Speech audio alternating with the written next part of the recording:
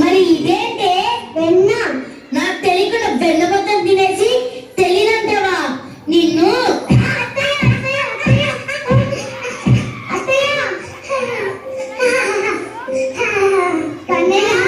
ఇదంతా చేసి నువ్వే కదా నిన్ను.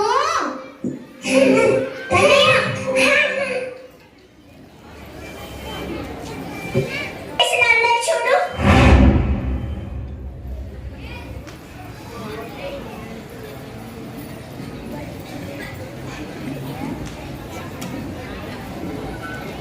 ఇది నాకున్నది కదా, ఇక్కడికైనా వచ్చాయి. లక్ష్మి, వసే లక్ష్మి. ఏంటక్క? నాకున్నది నీ ఇంటి ముందు ఎలాగున్నాయే?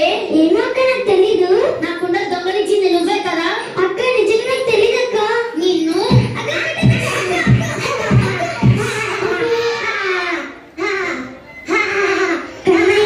ఇదంతా చేసింది నువ్వే కదా నిన్ను.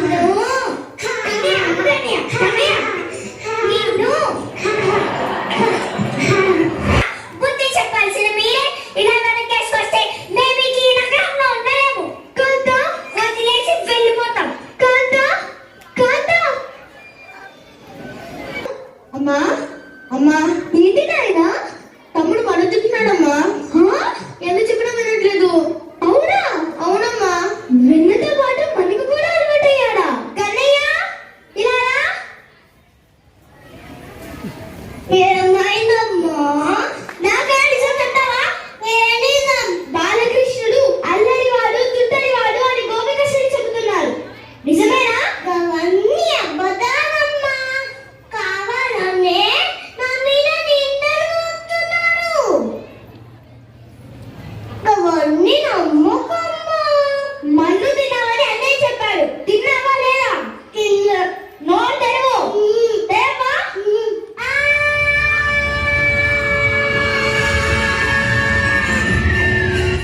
కన్నయ్య, అమ్మా.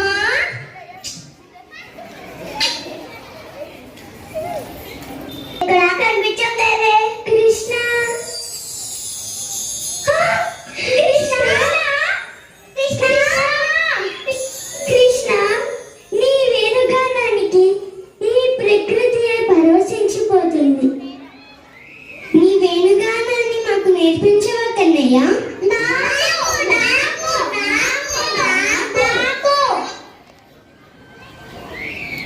అదిగో అక్కడ చెట్టు కనిపిస్తుంది కదా, ముందుగా ఎవరైతే ఆ చెట్లు తాకి వస్తారో వాళ్ళకే నేను ముందుగా నేర్పిస్తాను. వెళ్తారా?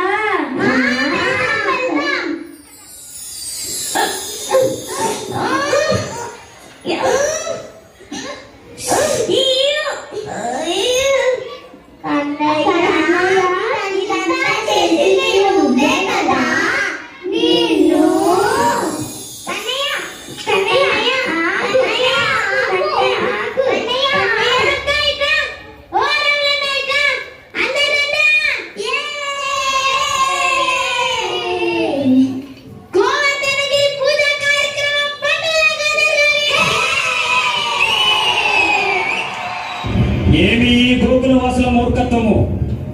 దేవతలకి అధిపతిని, వజ్రాయుధారిని అయిన ఈ ఇంద్రుని కాదని ఆ నందనందనుడు చెప్పాడని ఆ కొండకు గోవర్ధనగిరి అని పేరు పెట్టి దానిని పూజిస్తున్నారు. నా శక్తి వీళ్లకు చూపవలసిన సమయం ఆసన్నమైనది. ఓ ఈ మేఘాలారా, ప్రళయ గర్జన భీకరమానతో గోకులాన్ని ముంచెత్తండి.